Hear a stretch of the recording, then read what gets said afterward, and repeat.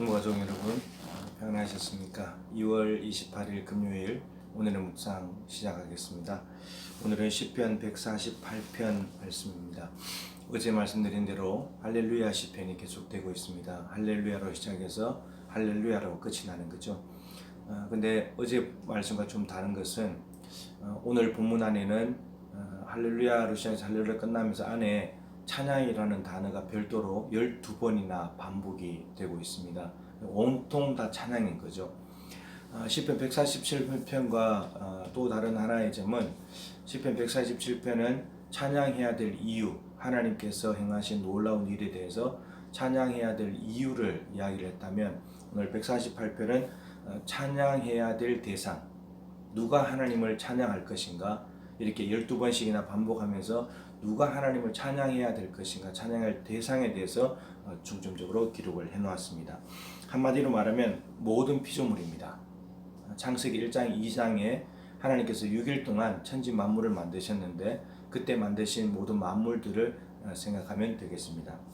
하늘을 만드셨고, 그리고 땅, 바다를 만드셨죠. 크게 보면 하늘에서 해, 달, 별들 만드시고, 그리고 그 안에 우박도 있고 번개도 있고 눈도 있고 다 포함되어 있는 거고, 새도 있고요.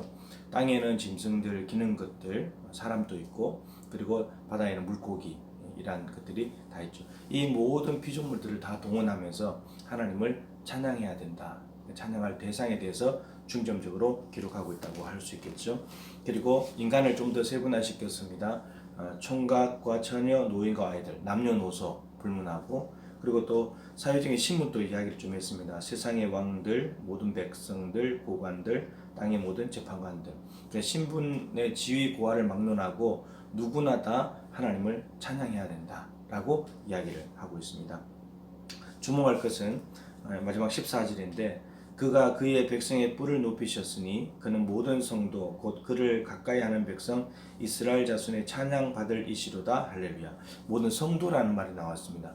거룩할 성자의 무리도자, 거룩한 무리죠. 근데 그 성도가 무슨 의미인지를 풀어줬습니다. 곧 그를 가까이 하는 백성. 그러니까 하나님, 거룩하신 하나님을 가까이 하는 백성이 성도인데, 그 성도들이 하나님을 찬양해야 된다라고 하는 거죠. 저와 여러분도 포함되는 내용이라고 할 수가 있겠습니다. 그래서 이 땅에 있는 모든 피조물들은 다 하나님 찬양해야 된다. 근데 예외가 없습니다. 어느 누구도 빠지지 않습니다. 제외되는 사람이 없습니다. 하나님의 손길이 닿은 존재라면 다 찬양해야 된다는 거죠. 근데 이유를 몇 가지를 이야기해놨는데, 왜 이 땅에 있는 모든 대상들이 하나님을 찬양해야 되는가? 첫 번째, 하나님께서 말씀으로 만드셨기 때문에. 오늘 본문 5절이 그것들이 여호와의 이름을 찬양함은 그가 명령하심으로 지음을 받았습니다. 하나님의 말씀에 의해서 지음을 받은 모든 피조물들은 하나님을 찬양해야 된다라고 말하고 있습니다. 그리고 6절에 그가 또 그것들을 영원히 세우시고 폐하지 못할 명령을 정하셨도다.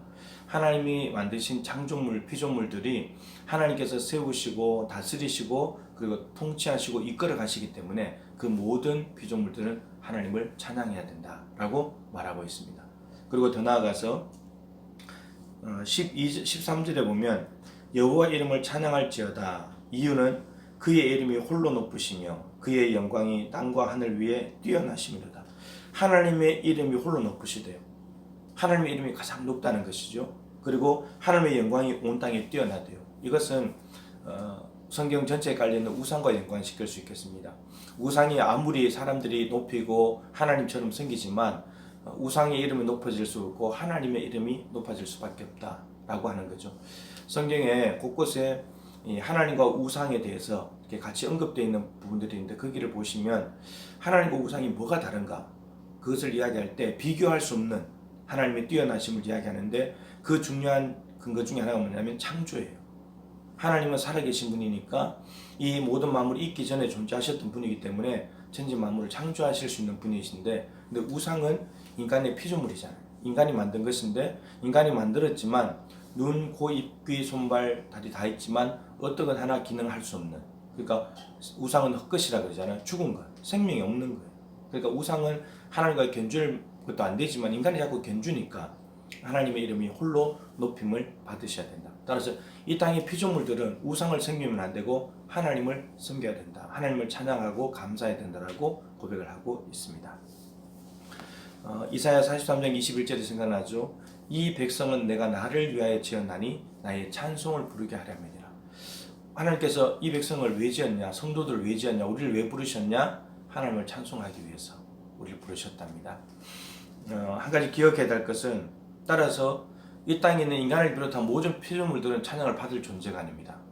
찬양해야 될 존재인 거죠. 설사 하나님께서 피조물을 사랑하시고 우리 인간을 사랑하십니다. 그래서 사랑하다가 미치셔서 자기 아들까지 내어주셨지만, 그런 아들과 맞바꿀 만큼 하나님의 사랑을 받는 존재이지만, 그렇다고 해서 이 피조물과 인간이 하나님보다 높아질 수는 없다는 거죠.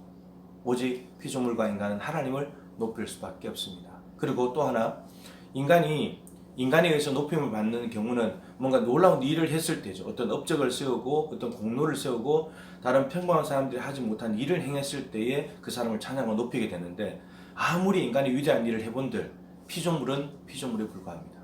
하나님은 하나님이시고 피조물은 피조물입니다. 우리가 우리의 위치를 잘 알고 피조물의 자리에 잘 있을 때 그것이 우리를 우리답게 만드는 것이고, 그럴 때 우리는 우리를 만드신 하나님을 찬양할 수 있게 되는 것이죠. 지금 코로나로 인해서 나라가 혼란스럽습니다만, 이 혼란스러운 이 땅도 하나님 만드신 겁니다. 아파하고 힘들어하는 사람들도 하나님 만드신 것이고, 그 다음 하나님은, 우리는 이걸 믿어야 되는 거예요. 하나님은 지금도 만드신 인간과 피조물, 이 땅 지구촌에 하나님께서 다스리시고 승리하고 계신다는 것. 우리가 그 창조주 하나님, 다스리시는 승리하시는 하나님을 믿을 때 우리는 오늘도 상황과 여건에 상관없이 하나님을 찬양할 수 있게 될 것입니다. 하나님은 여전히 일하고 계시니까 오늘 하루도 우리와 함께 하시고 지금도 우리를 다스리시고 선한 길로 이끌어 가시는 하나님, 또 우리는 당연히 만든 피조물이기 때문에 하나님을 찬양할 수밖에 없다는 것, 이 사실을 깨달아서 하나님 앞에 찬양을 올려드리는, 하나님 참 잘하셨습니다, 하나님 감사합니다 라고 박수치고 영광 올려드릴 수 있는 찬양하는 하나님의 백성들 될 수 있기를, 거룩한 하나님을 가까이 하는 성도들 될 수 있기를 주님의 이름으로 축복합니다.